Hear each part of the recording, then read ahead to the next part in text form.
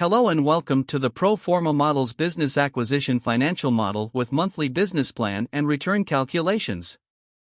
This is a comprehensive M&A model that can be used when evaluating a business acquisition as an investment or an owner-operator arrangement.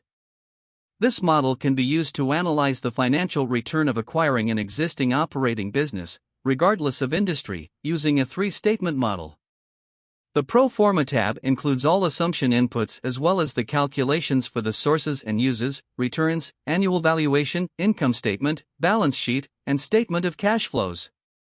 The model is dynamic for up to a 5-year valuation period for returns and allows for a variety of debt and equity assumptions, including the ability to buy back or issue debt and equity throughout the business hold period. The Output tab provides print-ready formatted reports of key metrics and indicators, which can be used with investors and lenders as an investment and business plan supplement. The Readme tab states the model purpose, highlights common use cases, and provides an overview of functionality, formatting, and all of the unique modules within the model. This tab also provides additional documentation, contact information, and a summary of additional products and services available from Pro Forma Models to support your analysis needs. The Pro Forma tab contains all user inputs and programmed calculations. Every cell filled with yellow and blue text font is an input that can be used if applicable to your analysis. The first input is in cell G7, which is the date you would like the model to start. Enter the in-place monthly revenue in cell G14 to set the revenue basis and input the amount of annual revenue growth anticipated. Following the revenue assumptions, input the applicable cost of goods sold to complete all inputs needed to calculate gross profit. The next set of inputs are for salaries, benefits, and vehicle expenses. Salaries are input with the position as a label in column B, the start month of employment in column C, the end month of employment in column D, and the annual salary in column E. The employment start and end month are input in terms of the month in the model. For example, if you want to model an employee in place on acquisition, their employment start month will be month 1, which is the first month of the model. Similarly, if you want to remove a position half a year into ownership, you would set the employee's employment end month as month 7. Employment overhead due to benefits and other burden expenses are input as a percentage of monthly salaries in cell E28. In the case study example, employment expense burden is modeled as 20% of salaries. The final input within the salary and benefit expense is for the annual salary expense growth, which is how much you are going to increase employee wages annually as a percentage of the prior year salaries. If it is applicable to your analysis, vehicle expenses for the owner and employees are modeled in a similar fashion as salaries to include the costs in your model. The model is robust and can handle owned or rented real estate within the analysis. The next section is for real estate expenses. Some of the inputs are only applicable if you are renting facilities, some inputs are only applicable if you are purchasing your facilities, and others are applicable in both rent and own situations. For example, if you own your facility, you will have to pay real estate taxes, but you may not have to pay real estate taxes as a renter. The inputs in this section can be used at your discretion as they are applicable to your specific situation. If you are purchasing facilities within the acquisition, inputs are available further into the model to account for equity contributions and debt service related to real estate. The final section of assumptions before we complete the income statement inputs is for selling, general, and administrative costs. This section contains inputs for typical selling, general, and administrative expenses such as insurance, advertising, information technology, and bad debt expense.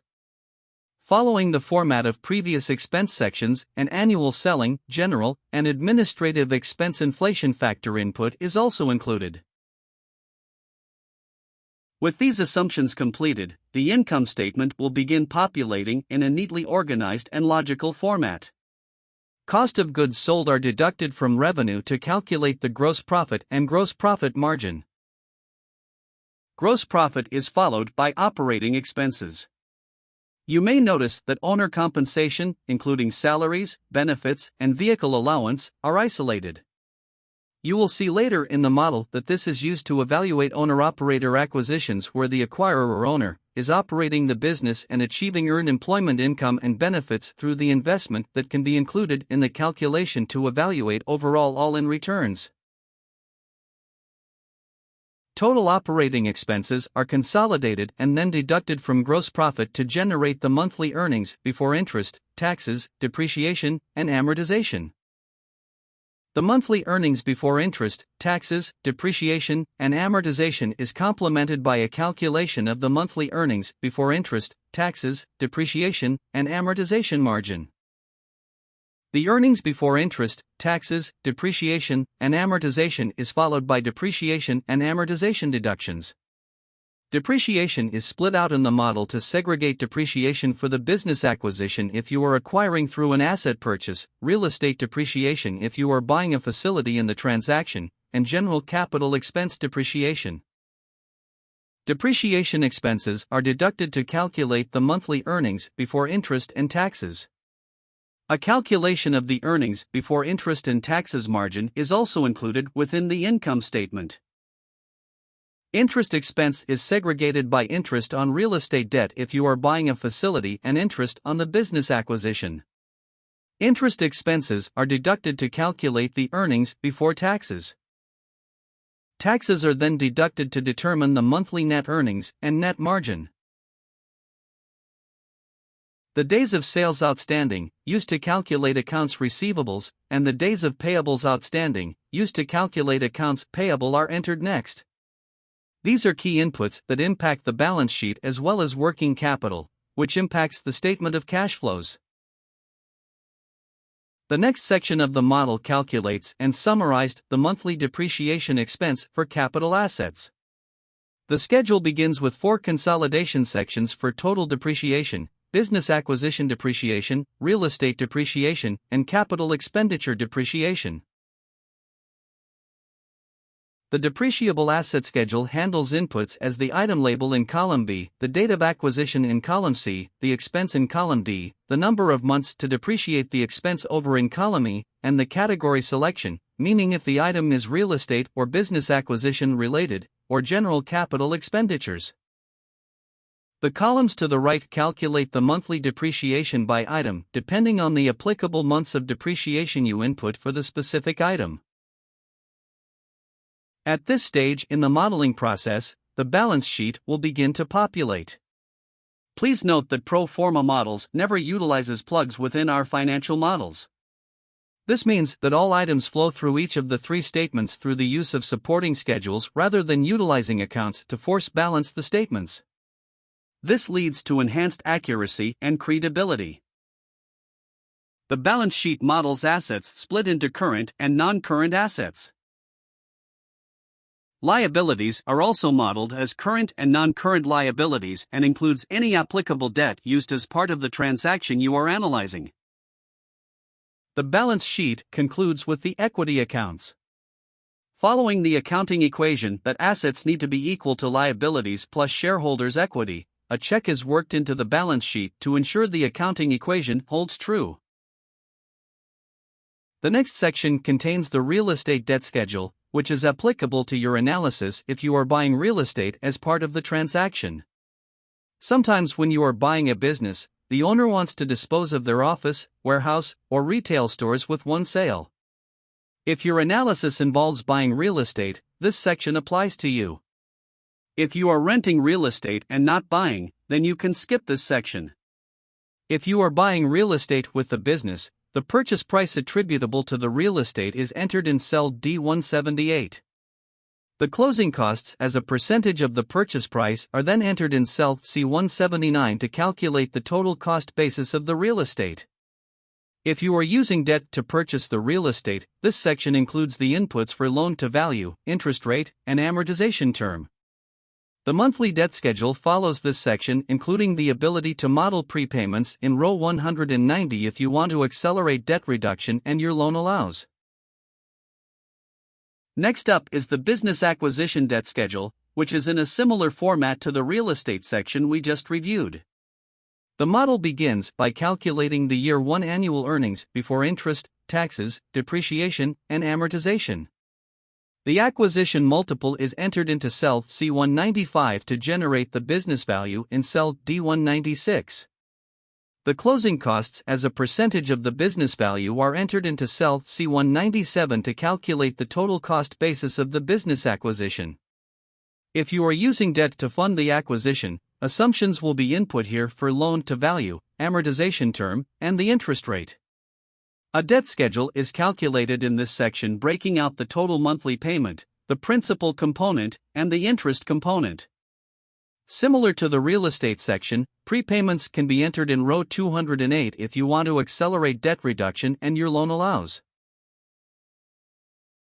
A cash flow statement is presented next, which begins with a calculation of the monthly changes in net working capital. The cash flow statement is organized in an industry standard format with cash flows broken out by operating, investing, and financing activities.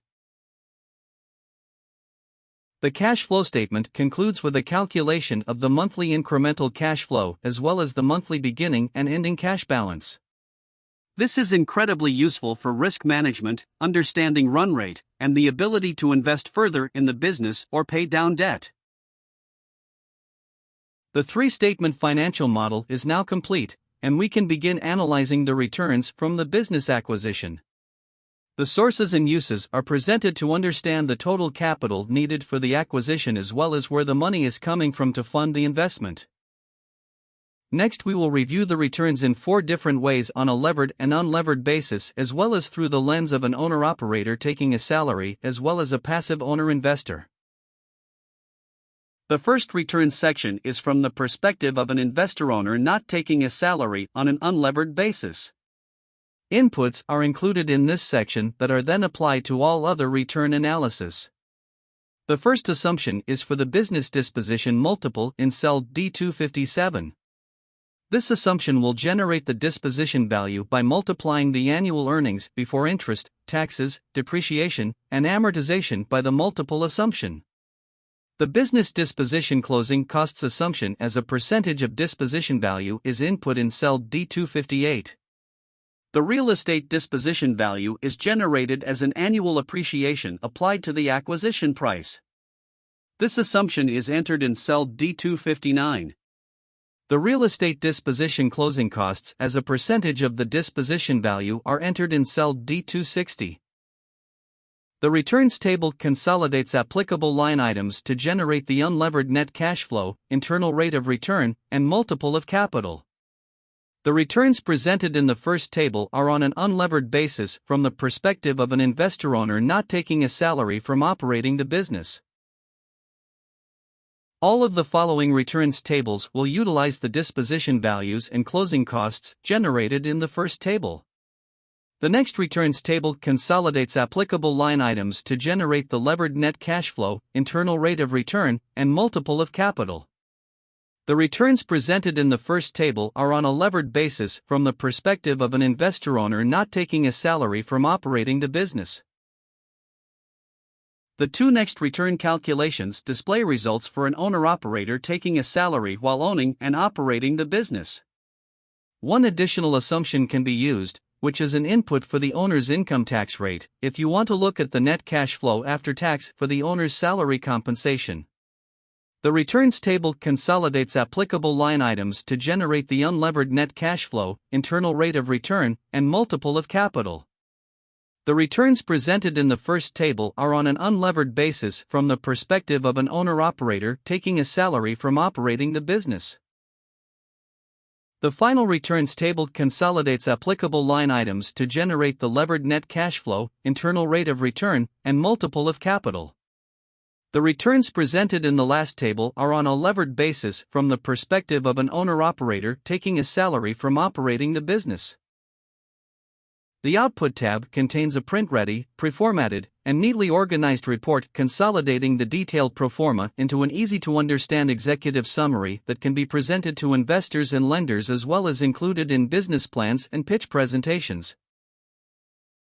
The top of the report consolidates the investment assumptions, cost basis, and capital structure for the business acquisition as well as the real estate purchase, if applicable. The sources and uses are presented next to clearly communicate what is being acquired and how it is being financed. The sources and uses table is supplemented by a pie chart showing the breakdown of investment in the business and real estate as well as a bar chart of the capital structure on acquisition.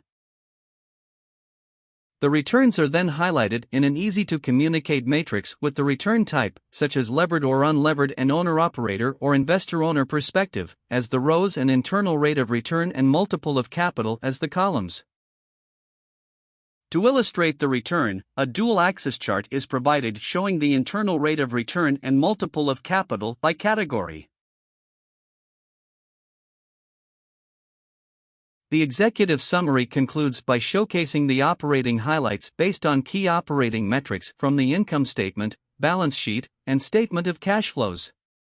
Key metrics include various operating margins, days of sales and payables outstanding, and incremental net cash flow generates. Thank you for tuning in. We hope you enjoyed this Pro Forma Models walkthrough and encourage you to visit our website to try the model for yourself.